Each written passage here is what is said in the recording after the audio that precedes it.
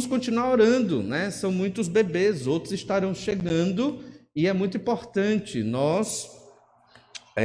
todos nós, estarmos testemunhando e contribuindo. Você não imagina o quanto é importante. Tem crianças, a Aimee, uma criança abençoada, nasceu no lar cristão, mas muitos não nasceram em lar cristão, e os pais e mães que eles vão encontrar é aqui na igreja.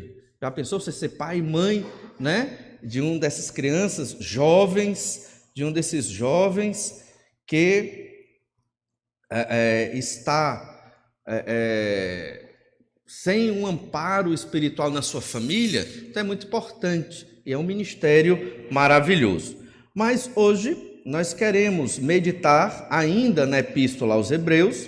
Nós estivemos meditando domingo passado sobre a disciplina de Deus, lembram? Estivemos meditando sobre a disciplina do Senhor. E hoje nós queremos observar ainda, pensando sobre a disciplina, mas numa outra perspectiva. Uma criança, quando ela recebe a disciplina do seu pai e da sua mãe, ela pode reagir de algumas formas. Ela pode aceitar a disciplina, doeu, é difícil, realmente não é fácil aceitar a disciplina, mas eu entendo que é necessário, eu entendo que eu sou pecador e entendo que eu preciso crescer nesta disciplina. Quando um filho faz isso, ele é um filho sábio, isso é uma bênção. No entanto, tem algumas crianças que não querem reagir bem à disciplina.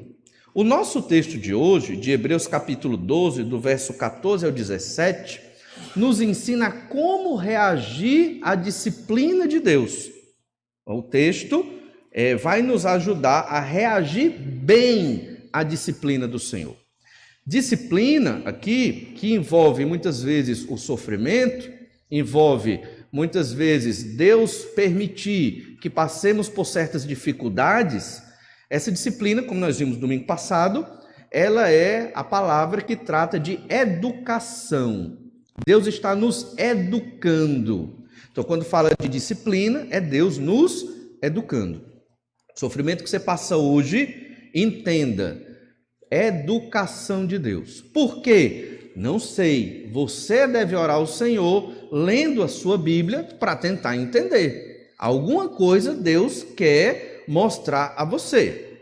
Ou está te educando para que você deixe um pecado, ou está te educando para que você cresça mais na fé, ou está te educando para te preparar para uma grande missão.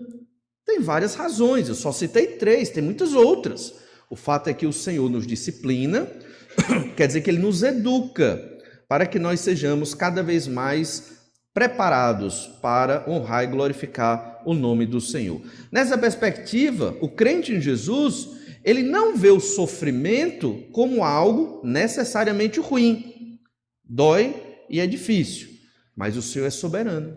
Tudo é pela vontade de Deus e pelo querer do Senhor, inclusive o nosso sofrimento. Porque Deus é mau? Não, porque o pecado entrou no mundo.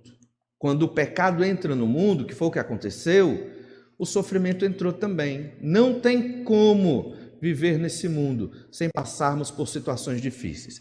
A Epístola aos Hebreus foi escrita para judeus que se converteram a Jesus e que foram perseguidos porque eram crentes no nome de Jesus. E os próprios judeus, irmãos de raça desses crentes aqui, queriam matá-los. Estavam perseguindo-os, estavam maltratando-os e eles corriam, esses irmãos aqui, risco de morte. Quando você corre risco de morte, a sua fé, ela se abala em Jesus. Se você não estiver bem fundamentado na palavra de Deus, em comunhão com o Senhor, vida de oração, nós sofremos, somos seres humanos. Por isso essa epístola foi escrita. Essa epístola dizia para aqueles crentes que estavam com medo de morrer: olhe para Jesus. Essa epístola diz, tudo que nós já estudamos aqui, ela nos ensina a valorizar o Senhor Jesus Cristo. Ele é mais importante do que tudo. O que Ele conquistou para nós é mais importante do que tudo na nossa vida. Ou seja, não compensa. Não compensa viver e deixar Jesus. Não compensa. É melhor morrer com Jesus. É isso que essa epístola está dizendo. Mas, para que vocês, crentes de Deus aqui dessa epístola, entendam essa verdade, vocês precisam de fé. Capítulo 11. Aqueles homens e mulheres que viveram pela fé no Antigo Testamento. Se eles puderam, vocês também podem. Essa mensagem é muito atual para nós hoje. Todos nós sofremos também. E muito provavelmente, nem tanto quanto esses irmãos aqui, que estavam sendo perseguidos e estavam correndo risco de morte. Mas nós temos os nossos sofrimentos, que também são muito grandes. E muitas vezes somos tentados por nossa própria carne, nossos pensamentos, a deixar Jesus. Deixar Jesus parece a única solução. Viver como uma pessoa que não tem Cristo parece a melhor escolha. Essa é uma tentação para muitos que passam por sofrimentos. Começam deixando de ler a sua Bíblia, porque eu estou sofrendo muito, eu não consigo mais ler a Bíblia. Começam deixando de orar, estou sofrendo tanto que eu não consigo mais orar. E começam deixando de vir à igreja, e aí vão se afastando do Senhor Jesus Cristo. É exatamente o contrário, irmãos, que nós devemos fazer. Quando nós passamos por sofrimentos intensos e enormes, agora é que eu vou orar. Se possível, jejum e oração. Agora eu vou ler mais a Bíblia, para que o Senhor me instrua a passar pelo sofrimento. Agora é que eu vou estar na igreja, buscando o auxílio dos meus irmãos, para eu conseguir passar pelo vale da sombra da morte com uma companhia, os meus irmãos em Cristo. Então, esse texto que nós vamos ler nos ensina a reagir à disciplina. Deus diz, olha, você ainda não chegou até o sangue, você ainda não experimentou o risco da morte ainda, então você tem que aprender muito. E Deus nos disciplina. Como vamos reagir? Vamos reagir nos afastando de Deus? Ou vamos reagir louvando e adorando ao Senhor, até mesmo pela disciplina, pela educação, pelo sofrimento que nos educa, que Ele permitiu que passássemos? Olhe Hebreus capítulo 12, verso 14. Segui a paz com todos e a santificação, sem a qual ninguém verá o Senhor. Atentando diligentemente, porque ninguém seja faltoso, separando-se da graça de Deus, nem haja alguma raiz de amargura que brotando vos perturbe, e por meio dela muitos sejam contaminados. Nem haja algum impuro ou profano, como foi Esaú, o qual por um repasto vendeu seu direito de primogenitura. Pois sabeis também que, posteriormente, querendo herdar a bênção, foi rejeitado, pois não achou lugar de arrependimento, embora com lágrimas o tivesse buscado. Esses versículos vão nos ajudar a reagir bem à disciplina de Deus. Nós vamos observar aqui 3 apontamentos nesses 4 versículos que lemos. O primeiro apontamento é que a santificação é o resultado da disciplina de Deus. Deus nos disciplina para que nós cresçamos em santidade. Deus nos educa, entenda, disciplina como educação, que envolve muitas vezes algum tipo de sofrimento. Está sofrendo? Está com alguma dificuldade? Se nós fôssemos uma igreja da teologia da libertação, nós íamos fazer aqui um culto de cura e libertação, íamos tirar o seu sofrimento. Não é verdade? Só que esse ensino não é bíblico, não é correto. Quando passamos por sofrimentos, significa que Deus quis que passássemos por esses sofrimentos. Não porque Deus é mau, mas porque Ele está nos santificando. O nosso pecado é tamanho. E muitas vezes podemos achar que estamos muito bem na nossa vida cristã e nem enxergamos os pecados que cometemos e que nutrimos no nosso coração. Podemos nos iludir. Estou aqui na igreja todo domingo, toda quarta, nas atividades, participando, me envolvendo nas assembleias, em tudo. Então eu posso achar que eu sou um crente muito bom e não perceber os pecados mais horríveis que estão na minha mente. Praticar os rituais da igreja não implica ter uma vida de santidade. Os rituais da igreja são importantes para fortalecer a nossa santidade. Então é necessário santificação, esta paz e esta santificação. Esses versículos aqui que nós estamos observando nos ajudam a compreender o que é necessário para reagir bem à disciplina do Senhor. Entender que o sofrimento me auxilia a obter esta santificação. A paz aqui que é mencionada se refere ao meu relacionamento com as pessoas. No momento do sofrimento, tendemos a não reagir bem. Muitas vezes magoamos aqueles que estão mais próximos de nós, aqueles irmãos em Cristo que querem nos exortar, não para nos prejudicar, mas para nos ajudar. Às vezes é a esposa que é maltratada pelo marido, ou o marido que é maltratado pela esposa, porque um dos dois está passando por um momento de sofrimento. E a ideia é, no momento do sofrimento, procure a paz. Se possível, a paz com todos. Lá em Hebreus ainda, capítulo 12, verso 12, os versículos anteriores, olha o que nós lemos, versículo 12. Por isso, restabelecei as mãos descaídas e os joelhos trôpegos, e fazei caminhos retos para os pés, para que não se extravie o que é manco, antes seja curado.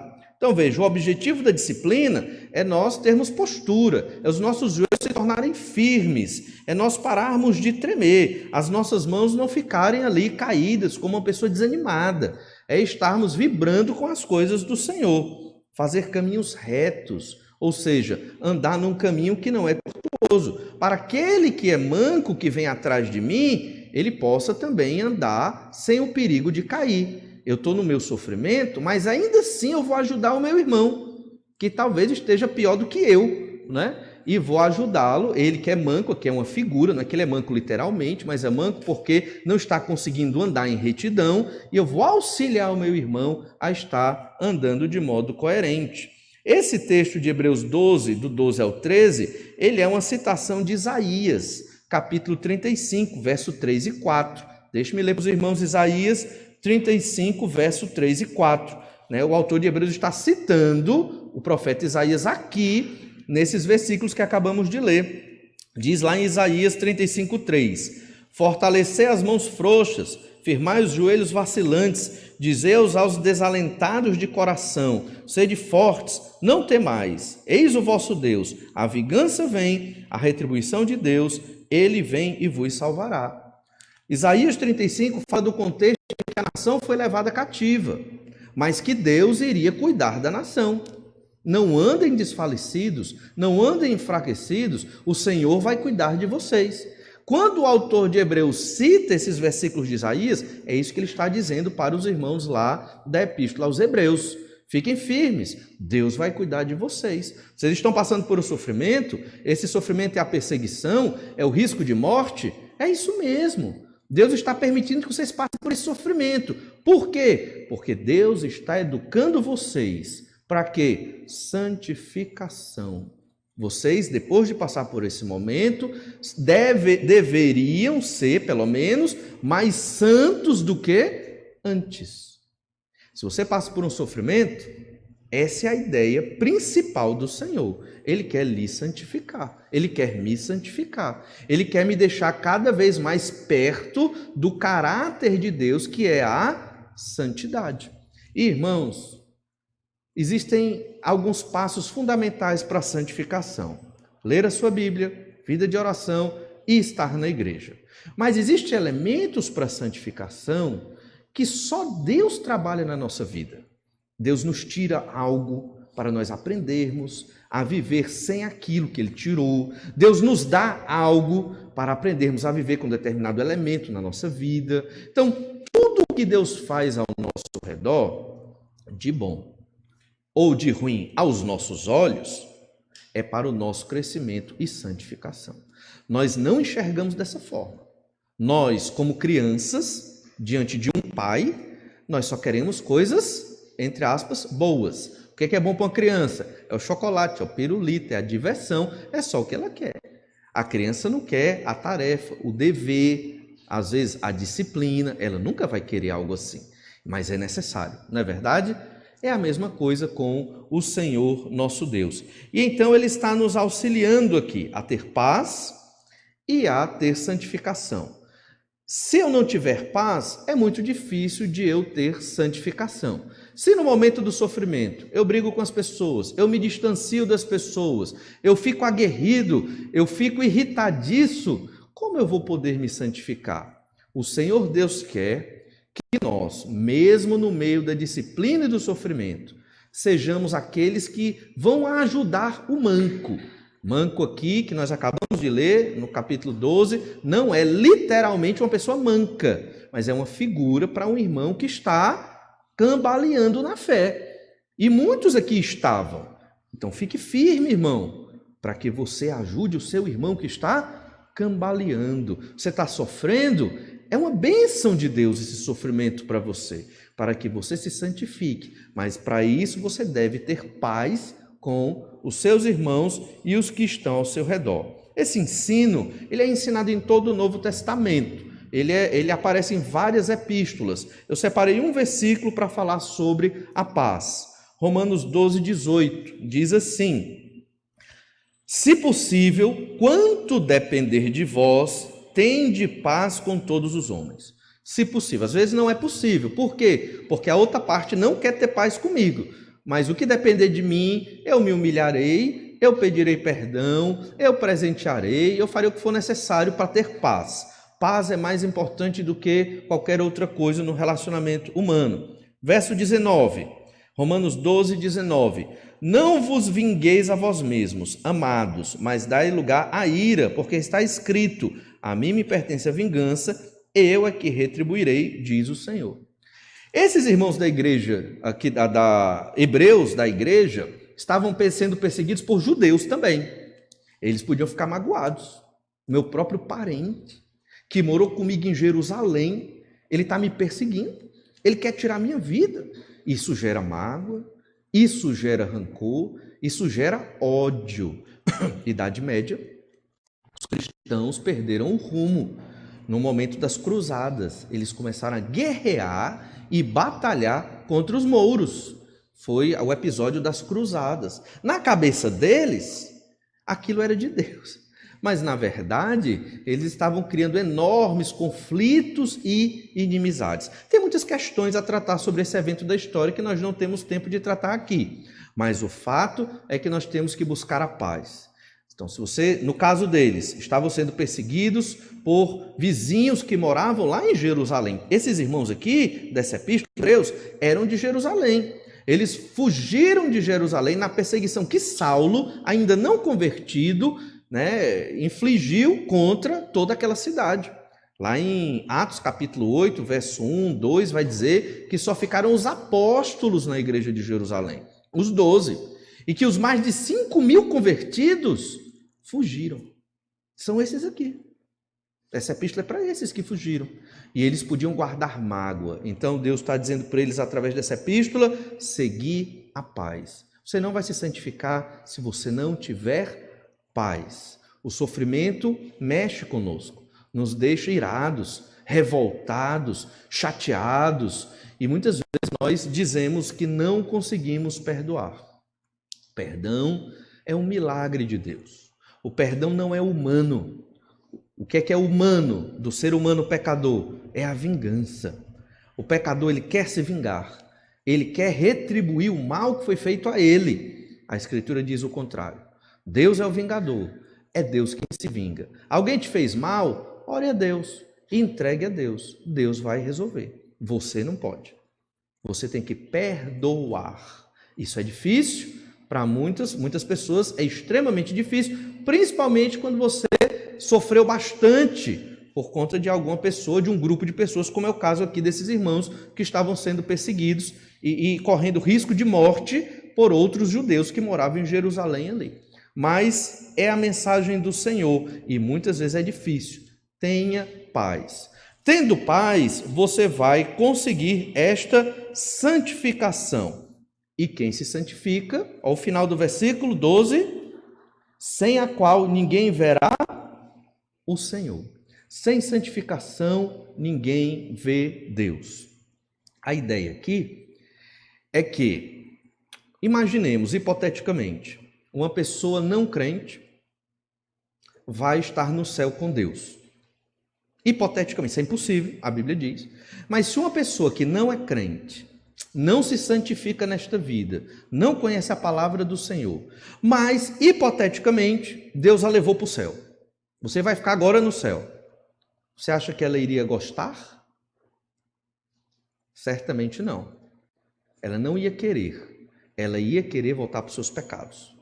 Entende? Ela não ia se satisfazer com aquilo, porque é puro, perfeito demais, maravilhoso demais, e aquela pessoa que não se santificou, ela não ia querer estar ali. Quem não se santifica não gosta de Deus, não gosta das coisas de Deus. Isso é muito claro. Não gosta da palavra, não gosta de orar ao Senhor, não gosta de Deus. Não tem outra. E só encontra Deus aqui na terra e na vida futura aqueles que se santificam. Só vão se santificar aqueles que Jesus chamou, aqueles por quem Jesus morreu na cruz. Esses vão gostar de viver em santificação. Isso é uma hipótese que eu citei só para nós entendermos a tônica do versículo. Ninguém vai ver a Deus se não se santificar. Isso não está falando de obras. Vou fazer muitas obras para chegar diante de Deus. Não, não é isso. A salvação é somente pela graça de Deus. Não é por obra nenhuma que nós fazemos, mas somente os santos, convertidos em Jesus, que passam pelo processo de santificação, são os que vão ver a Deus. O sofrimento, no meio dessa história, é o que nos ajuda nesta santificação.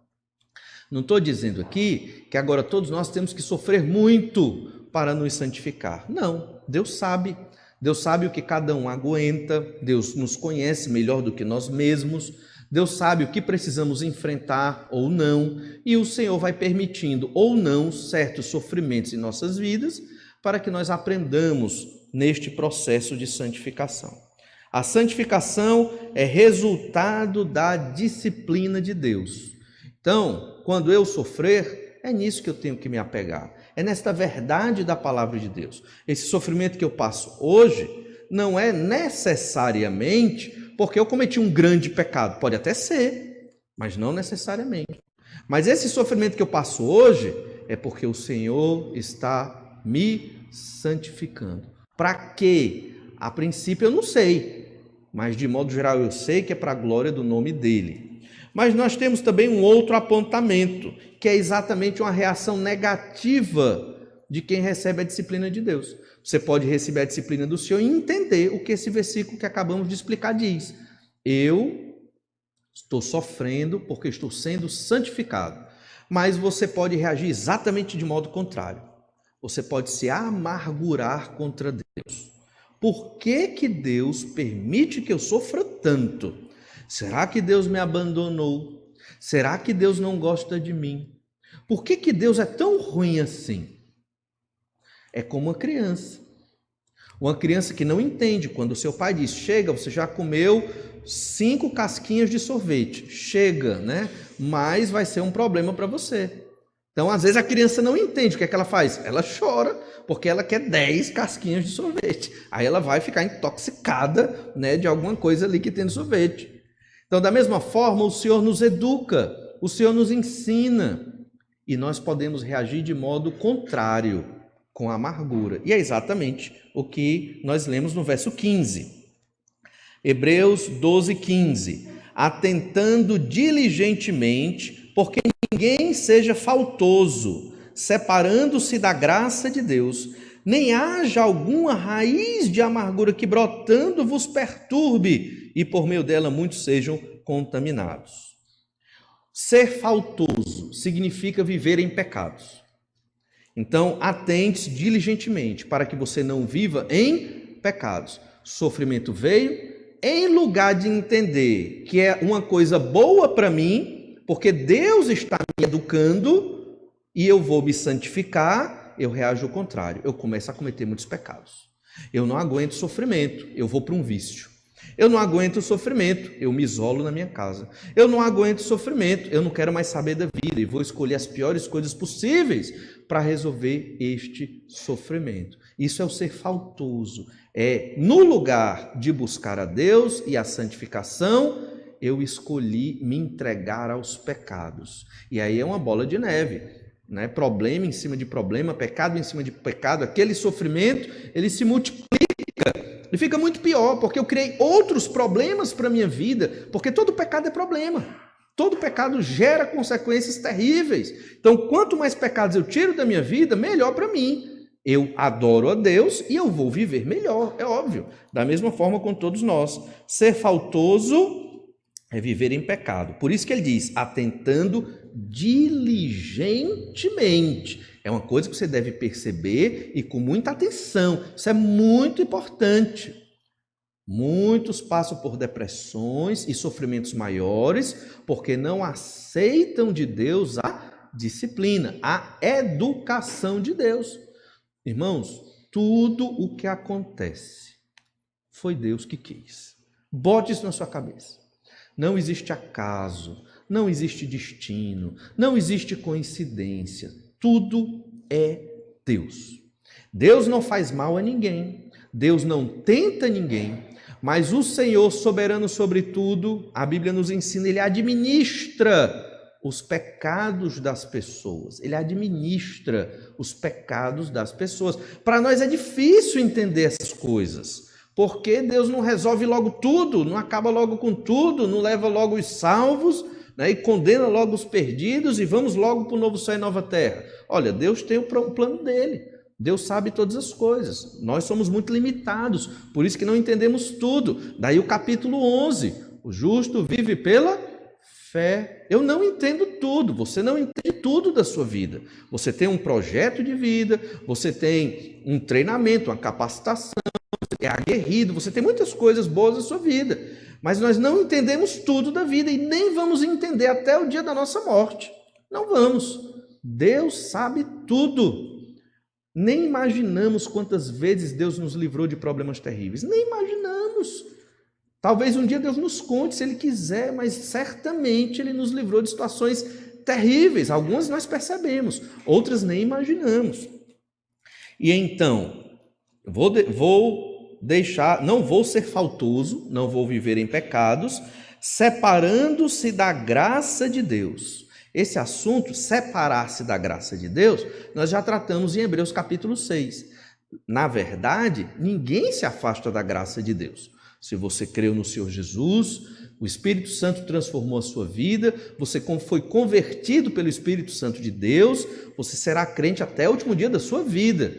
Porque aqui a gente não está falando de entrar numa religião, a gente não está falando de entrar numa igreja, ser membro, ter o meu nome lá no hall de membros da igreja. Não, nós estamos falando de uma transformação de vida que só Deus pode operar. A conversão é sobrenatural, só Deus converte o pecador perdido, só. Ninguém mais, eu não tenho poder para isso, ninguém tem poder para isso, não é a argumentação que faz isso, é Deus, mediante a sua palavra. Ele converte o pecador perdido. Então, quem foi convertido ao Senhor Jesus não perde a salvação, não se separa da graça. Só Deus sabe quem são os convertidos, eu garanto por mim, né? E cada um aí deve garantir pela sua conversão, porque nós entendemos que cremos em Jesus, porque nós falamos que cremos em Jesus. Ninguém deve ser obrigado a crer em Jesus, ninguém deve ser constrangido a crer em Jesus, é algo que Deus nos chama, coloca em nós, e nós obedecemos, é milagre do Senhor. Então, quando o autor aqui diz, separando-se da graça de Deus, ele está falando, numa perspectiva humana, daquelas pessoas que dizem, sou crente em Jesus, mas quando vem o sofrimento, deixei de ser crente em Jesus. Entende? Então, se essa pessoa é crente ou não, não cabe a nós julgarmos efetivamente a salvação dela. Simplesmente ela deu um testemunho de que ela não é crente. Se ela é ou não é, ela se resolve com o Senhor. A igreja, obviamente, ela toma as medidas cabíveis que são ensinadas na Escritura. Mas o autor está mostrando o que acontece na prática. Não viva em pecados quando estiver sofrendo. Não se separe da graça. Ou seja, não se afaste de Deus. Não se afaste da igreja, não se afaste da sua Bíblia, não deixe de orar, não negue a Jesus, porque você está sendo ameaçado de morte para negar a Jesus. É isso que eles estavam sofrendo. Essa é a mensagem para eles. Nós não estamos sendo ameaçados de morte, mas nós sofremos.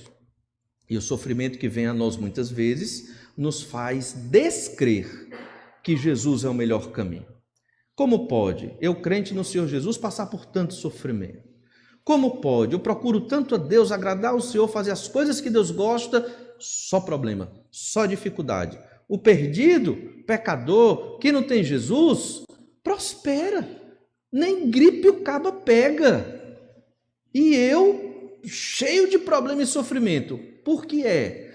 Vimos a resposta domingo passado. Deus só disciplina e educa os seus filhos.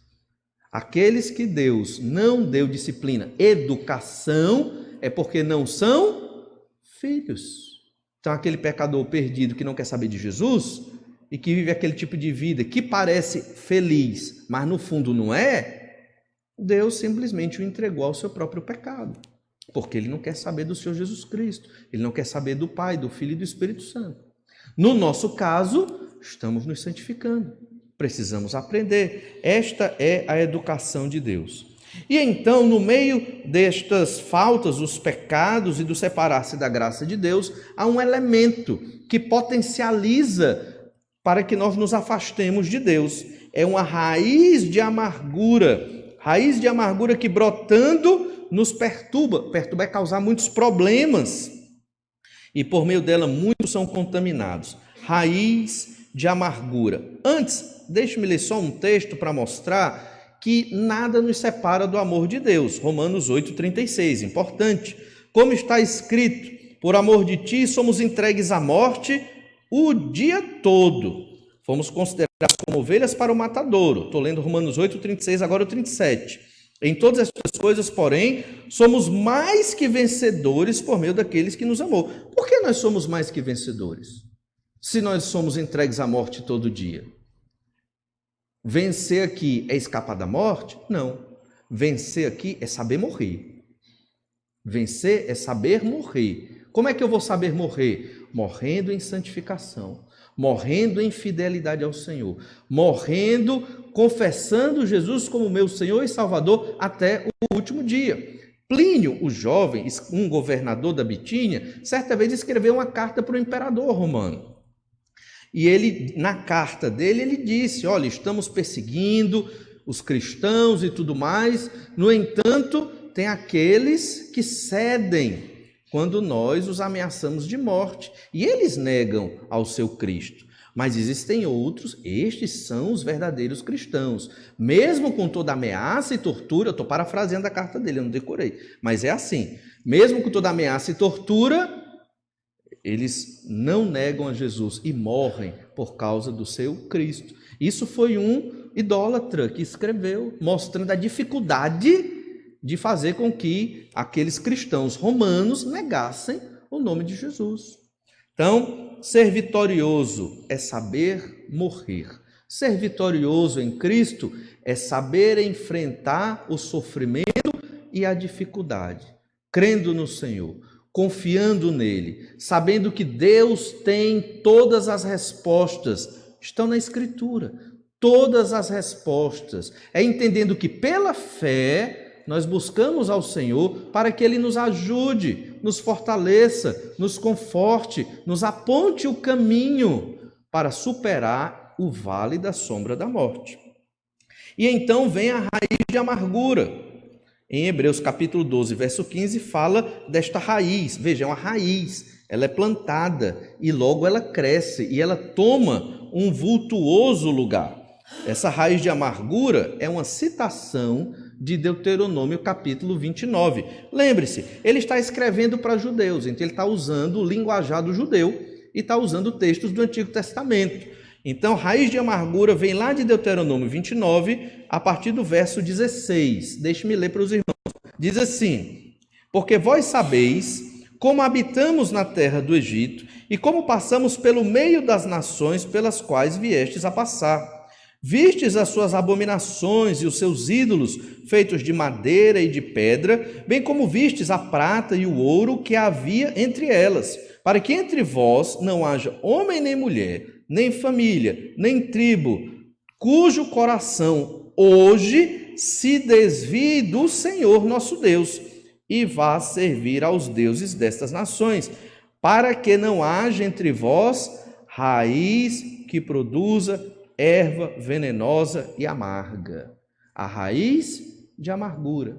No contexto de Deuteronômio, Moisés estava instruindo o povo, falando ao povo a palavra de Deus, para que o povo não se contaminasse com os ídolos das outras nações, para que o povo não deixasse de crer no Senhor, não se contaminasse com a idolatria. E ela cresce no coração do ser humano. Quando ele cita a raiz de amargura aqui, lá em Hebreus, ele está querendo dizer a mesma mensagem, não necessariamente com relação à idolatria, mas a mensagem de se desviar de Deus. Se você deixar crescer no seu coração a amargura contra a vontade de Deus, você entrou na incredulidade. Você começa a deixar de viver pela fé e você vai se afastando do Senhor. Quando você não aceita o que Deus quer para a sua vida, você nutre um sentimento ruim para com Deus. Cerimonialmente, você pode estar concordando com tudo, mas no coração, você pode nutrir uma revolta contra Deus. Por que eu tenho que passar por isso? Por que tanto sofrimento? Por que comigo? Por que não foi o pastor? Tinha que ser comigo, né? Você pode pensar assim. Por que eu tenho que sofrer essas situações? Por quê? Você não aceitou o querer de Deus, não entendeu que o sofrimento que você está passando é um processo de educação de Deus para a sua santificação. O que é que acontece? Amargura contra quem? Contra Deus. E até contra algumas pessoas. Resultado? Afastamento da graça de Deus. Me afasto da igreja, me afasto dos irmãos da igreja, me afasto da leitura da Bíblia, vou me isolando e nutrindo problemas piores e maiores ainda daqueles que eu já tenho. Irmãos, a palavra do Senhor, ela é libertadora. Quando eu reconheço que tudo que eu passo e sofro vem do Senhor e que eu me santificando, sendo crente em Jesus, verei a Deus, a vida eterna é o que nos espera. A vida eterna é o nosso galardão, é a nossa herança, a nossa recompensa. A nossa vida vai ser na eternidade. O que passamos aqui é fugaz, já se acaba. Aqui é um estágio, estamos nos santificando. Então nós não podemos, usando a metáfora do jogo, colocar todas as nossas fichas nesta vida terrena, entende? Não nutra amargura contra Deus, porque você passa por algum tipo de sofrimento. Amargura aqui significa um estado de intenso e agudo ressentimento ou ódio. Intenso e agudo ressentimento ou ódio. E aqui, no caso desse versículo, era dirigida a Deus. Lá em Efésios 4:31 diz: longe de vós toda amargura e cólera e ira e gritaria e blasfêmias, bem assim toda a malícia. Então a amargura deve estar longe de nós. Amargura contra os outros e, no caso desse versículo de Hebreus, amargura contra o Senhor nosso Deus. A amargura, a raiz de amargura, ela é uma ilustração desse pecado de incredulidade. É uma ilustração do pecado de rebelião. Pode acontecer com qualquer pessoa que está passando por um grande sofrimento. Muito importante esse texto. Está sofrendo? Olha, o Senhor está me ensinando. É isso que você deve guardar na sua mente. Vou confiar no Senhor. Ele vai me fortalecer, vai me santificar no meio do meu sofrimento. Por que estou sofrendo? Ainda não sei. Só sei que o Senhor é por mim. Jamais Ele vai me abandonar. Ele não faz nada que não seja bom para mim. Até este sofrimento, em alguma medida, é bom para mim, para o meu crescimento, para a minha educação e santificação como Deus quer. Olha ainda Hebreus capítulo 12, verso 11, e vamos comparar o verso 11 com o verso 15. O verso 11 diz, Hebreus 12, 11, Toda disciplina com efeito no momento não parece ser motivo de alegria, mas de tristeza. Ao depois, entretanto, produz o quê? Fruto pacífico aos que têm sido por ela exercitados, fruto de justiça. A disciplina de Deus, a educação de Deus, o sofrimento que passamos, no momento não é bom, mas vai gerar um fruto pacífico, um fruto de justiça, um fruto bom, agradável, maravilhoso para quem está passando pelo sofrimento. Quando você entende o sofrimento como um processo de santificação. Mas, compare com o fruto pacífico, a raiz de amargura, verso 15. Atentando diligentemente, porque ninguém seja faltoso, separando-se da graça de Deus, nem haja alguma raiz de amargura que brotando vos perturbe, e por meio dela muitos sejam contaminados. O mesmo sofrimento. Todos aqui estavam enfrentando o mesmo sofrimento. Alguns, esse sofrimento vai gerar um fruto bom para mim. Outros, esse sofrimento é amargura. Por que Deus fez isso comigo? Porque Deus está me maltratando. Os que entendem a vontade do Senhor, abençoados, vão sofrer, mas serão abençoados. Os que rejeitam a vontade de Deus, nutrem essa raiva, ódio contra Deus, vão sofrer mais ainda. A amargura é resultado de rejeitar a disciplina do Senhor. Então você tem essas duas opções. Óbvio, eu gostaria de dizer que você só tem uma opção, né? É aceitar a disciplina do Senhor, alegrar-se com ela, mesmo no sofrimento, crendo que o Senhor está no controle de tudo e que Ele lhe ama mesmo no meio do sofrimento. E que se Ele permitir o sofrimento, Ele quer te educar para a santificação. A outra opção, que eu entendo que nenhum de nós deve seguir, é a amargura. Odiar Deus, ressentimento contra Deus, autopiedade, vitimização, tristezas infindas, depressões e coisas piores. A amargura é resultado de rejeitar a disciplina do Senhor. E para finalizar, o último apontamento aqui nesse texto é um exemplo. Deus nos dá um exemplo de quem viveu amargurado. Viveu amargurado por quê? Porque não valorizou a santificação no Senhor. Ele não valorizou a santificação e o processo de santificação e perdeu uma grande bênção. E quando viu que perdeu, já era tarde demais. O que é que ele fez? Amargura contra Deus, ódio contra Deus. É Esaú. Ainda em Hebreus, capítulo 12, verso 16 e 17. Nem haja algum impuro ou profano, como foi Esaú, o qual por um repasto vendeu seu direito de primogenitura. Pois sabeis também que posteriormente, querendo herdar a bênção, foi rejeitado, pois não achou lugar de arrependimento, embora com lágrimas o tivesse buscado. O terceiro apontamento nos mostra que a santidade é mais importante do que uma vida tranquila. Ninguém quer sofrer. Eu não quero, você não quer, ninguém quer sofrer. No mundo de pecado é impossível. Todos passaremos por sofrimentos.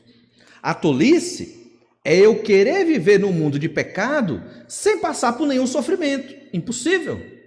Não existe. Isso não existe. É completa ingenuidade. Em algum momento na vida sofreremos. Na verdade, em muitos momentos da vida passaremos por sofrimentos. Pequenos, médios, maiores, mas todos passaremos. Então, a ideia é aceitar a vontade do Senhor e entender o sofrimento como uma bênção de Deus. Então, eu quero ter uma vida tranquila, eu quero ter uma vida sem problemas. Então, eu troco o processo de santificação que eu estou vivendo para ter uma vida tranquila, para ter uma vida sem sofrimentos. Foi o que Esaú fez. A história de Esaú, ela é contada em 2 textos de Gênesis que nós não vamos ter tempo de ler. Gênesis 25, capítulo 25, do 29 ao 34, e Gênesis 27, do 30 ao 40. E é importante mostrar que esses 2 textos, eles explicam por que Esaú nutriu essa raiz de amargura.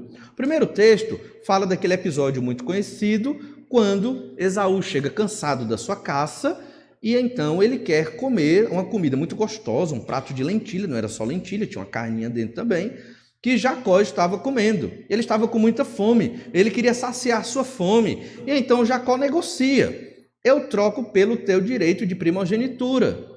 Esaú disse: é teu, me dá a comida. Papapá, comeu e foi-se embora. É tão ridícula essa história. Como pode um homem trocar o seu direito de primogenitura por um prato de comida?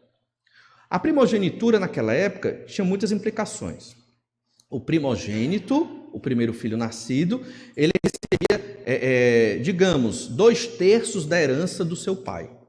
Ele recebia a maior parte da herança, ele recebia dobrado. A herança tem, digamos, são 2 filhos, 3/3, 2/3 é do primogênito, o resto é daquele outro. Ele sempre receberia a maior parte. Então, quando ele troca o seu direito de primogenitura, ele trocou toda a herança de Abraão e de Isaque por um prato de comida. É um tolo. Primeira característica de Esaú. Segundo, não era qualquer primogenitura, era de onde viria o Messias. Ele sabia, Esaú sabia, que de Abraão e de Isaque nasceria o Salvador. E deveria vir, hipoteticamente, de Esaú. Mas naquele momento, ele trocou a bênção de ser a linhagem do Messias, do Salvador, por um prato de comida. Por isso, o texto que nós lemos aos Hebreus, Hebreus 12:16, diz assim: nem haja algum impuro ou profano. Esaú foi impuro e profano porque ele trocou algo extremamente santo, ser da linhagem do Salvador, por um prato de comida. Ele não valorizou as coisas santas de Deus. Por isso ele é impuro, por isso ele é profano. A semelhança, os irmãos da Epístola aos Hebreus estavam fazendo algo, ou poderiam vir a fazer algo parecido. Eles estavam querendo trocar Jesus para viver. Se eu negar Jesus, eu vou viver. Aí o pastor que escreveu essa epístola disse: não seja como Esaú, não seja impuro e profano, não troque as coisas santas de Deus pela sua própria vida, porque elas valem muito mais. Não troque Jesus para ter mais alguns anos aqui na terra. Não vale a pena. É melhor morrer com Cristo do que viver em pecado. Essa é a mensagem. Não estamos correndo, nós hoje, risco de morte. Mas podemos. Não devemos, mas muitas vezes acabamos fazendo. O quê? Trocar as coisas santas de Deus por algo que não vale a pena. Estou sofrendo, eu quero conforto, eu quero tranquilidade. Eu estou sofrendo, ir para a igreja é muito difícil. Ler a Bíblia é mais difícil ainda, eu tenho tantos problemas na minha mente, os meus sentimentos, as minhas finanças, a minha saúde, são muitos problemas. Não dá para ler Bíblia, não dá. Orar, aí aqui não dá mesmo. Igreja, pregar o evangelho, aí aqui não tem como. Eu estou trocando o processo de santificação de Deus através da educação dessa disciplina para ter uma vida tranquila. Foi o que Esaú fez. Estou com fome, me dê esse prato de comida. É mais importante essa comida de hoje do que o Messias nascer da minha família. Entende? Por isso ele é impuro, por isso ele é considerado profano. Mas chegou o dia da bênção. Um dia Isaque, já velho, praticamente cego, praticamente nos seus últimos momentos de vida, talvez as últimas semanas de vida ou meses, muito pouco tempo, ele chama o filho para abençoá-lo. Era como se fosse a formalização de que Esaú iria receber o seu direito de primogenitura. E ele diz: meu filho, vai caçar, faz uma comida gostosa para mim e vem para que eu te abençoe. A esposa de Isaque, Rebeca, percebeu isso muito bem. O que foi que ela fez? E aí Deus usou o pecado de Rebeca para realizar a vontade dele. Rebeca instruiu Jacó para que colocasse uns pelinhos a mais no seu corpo, fez uma comida gostosa, do rebanho que tinha lá e disse: agora vai e leva para o teu pai para que ele te abençoe como primogênito. E foi o que aconteceu. Nós conhecemos a história, Jacó foi abençoado e Esaú foi rejeitado. Então, quando Esaú volta e chega para o pai com a comida, o velho Isaac, ele se estremece, ele fica nervoso. Quem era aquele que eu abençoei? E quando você lê o texto, Esaú diz: pai, por favor, chorando, me dá ao menos uma bençãozinha, alguma coisa. E não tinha mais bênção para Esaú, porque ele trocou a bênção dele por um prato de comida. Esaú piorou, ficou mais amargurado ainda e quis matar ali o seu próprio irmão. Gênesis 27:41 diz: passou Esaú a odiar a Jacó por causa da bênção com que seu pai o tinha abençoado. E disse consigo: vem próximos os dias de luto por meu pai, então matarei Jacó, meu irmão. Amargura. Essa amargura cresceu no coração de Esaú, desde o dia em que ele considerou impuro o que era santo. O direito de primogenitura ele trocou por um prato de comida. Daquele dia até aqui se passaram algum tempo, alguns anos.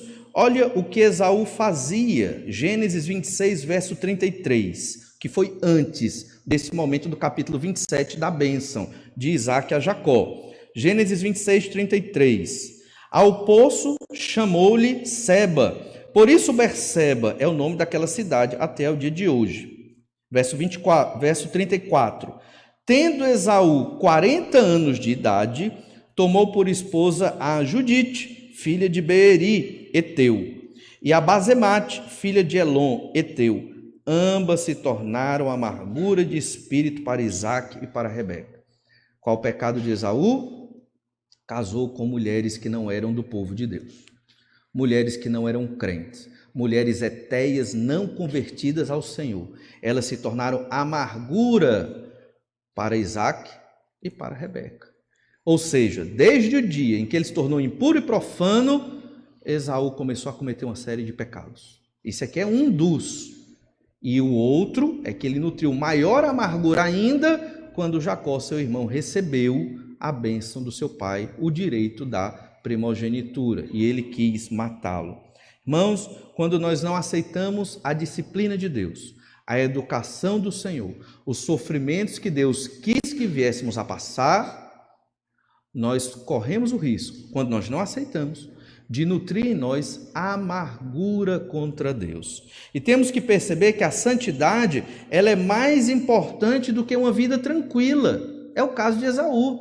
Esaú preferiu o prato de comida do que honrar a promessa, do que receber a bênção da primogenitura. Não foi só a questão financeira que ele perdeu também, mas principalmente o direito de, pela família dele, vir o Messias. Ele perdeu isso, ele jogou fora, porque ele queria uma vida tranquila, representada ali, porque ele estava cansado e quis comer aquele prato de comida. A santidade é mais importante do que uma vida tranquila. Os crentes em Jesus, nós, mesmo num país sem perseguição, não teremos vida tranquila. Enquanto todos estão no domingo descansando, fazendo o que querem, os crentes trabalham, os crentes adoram, os crentes pregam, os crentes leem a Bíblia, os crentes oram. Não só no domingo, de manhã e de noite, 2 horários, mas também na quarta-feira, os crentes cansados do trabalho, vêm para o culto de oração. Sociedade feminina, orando com as irmãs. Reunião da mocidade, lutando contra as perseguições do mundo, buscando uma vida de santidade a Deus. E várias outras atividades que a igreja tem ou pode vir a ter. Além de todas as atividades que temos na vida secular, mais importante é a obra do Senhor. Entende? Se nós queremos ser santos, e Deus disse que temos que ser santos porque Ele é santo, não teremos vida tranquila. E é bom, pastor, viver assim? É maravilhoso. É muito melhor do que viver na rotina daqueles que não querem nada com o Senhor Jesus Cristo. Esse texto que acabamos de observar nos ajuda a reagir bem à disciplina do Senhor. A santificação é o resultado dessa disciplina. Deus está nos santificando a partir da educação que Ele nos dá por meio do sofrimento. Por causa do nosso pecado, A nossa mente é tão turva que nós não entendemos as coisas. É necessário a peia do Senhor, disciplina. Não quer dizer que eu cometi um pecado terrível e por isso que estou sofrendo. Não necessariamente. Mas eu preciso me santificar. Deus está me santificando. Quando você passar por situações muito difíceis na sua vida, entenda isso. Deus está me educando. Deus está cuidando de mim. Por quê? Porque eu sou filho de Deus. Deus não educa os que não são filhos dele. Deus os entrega ao seu pecado. Quer pecar? Viva no seu pecado. Os meus filhos, eu vou cuidar. Eu vou educar. Vai, porque o mundo caiu no pecado. Mas é melhor sofrer com Cristo do que ter uma vida tranquila no mundo. Vamos orar. Pedir que o Senhor nos abençoe para vivermos assim. Pai amado, só temos que te agradecer por tua graça e misericórdia, pelo teu tão grande amor por nós. Obrigado, Senhor, porque o Senhor nos dá a tua palavra, versículos tão maravilhosos, instrutivos, que nos ensinam verdadeiros tesouros para aprendermos a viver neste mundo caído, nós que também somos pecadores. Senhor Deus, nos capacita a enxergar o sofrimento como parte do processo de santificação. Senhor Deus, nos ajuda a enxergar a tua boa mão em tudo o que está circundando a nossa vida. Capacita-nos, Senhor Deus, a não ter essa raiz de amargura que acabou com os seus descendentes, os edomitas, que foram arrasados. Ajuda-nos, Senhor Deus, a estar sempre te adorando, mesmo no meio do sofrimento, buscando em ti forças para passar por esse vale de sofrimento. Nos capacita, ó Pai, para ver o sofrimento como oportunidade de adorar o teu nome. Sei que não é fácil, o Senhor sabe a nossa natureza, mas o Senhor é todo-poderoso para nos capacitar. E essa é a nossa oração. Pedimos da tua força, no nome do Senhor Jesus. Amém.